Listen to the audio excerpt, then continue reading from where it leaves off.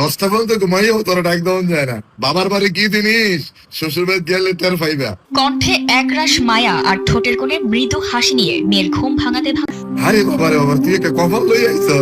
ভিডিওটিতে দেখা যায় ঘড়ির কাঁটায় সকাল 10টা পেরুলেও অঘরে ঘুমাচ্ছেন মেয়ে। বাবা ঘরে ঢুকে পরম মমতায় মেয়েকে জাগানোর চেষ্টা করছেন।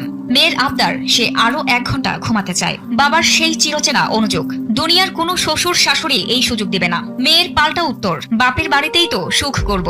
বাবা মেয়ের এই মিষ্টি ঝগড়া আর আদুরে খুনসুটি দেখে নেটিজেনরা আবেগে আপ্লুত।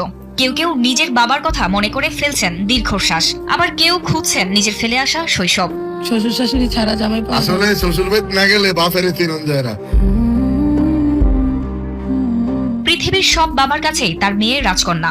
সাধ্য যতটুকু হোক না কেন মেয়ের মুখে একটুখানি হাসি ফোটাতে বাবারা কখনো হিসেব কষেন না। বাবার বাড়ি মানেই হলো সেই জায়গা যেখানে ভোরে ঘুম না ভাঙলে থমক নয়, বরং কপালে জুটে স্নেহের পরশ।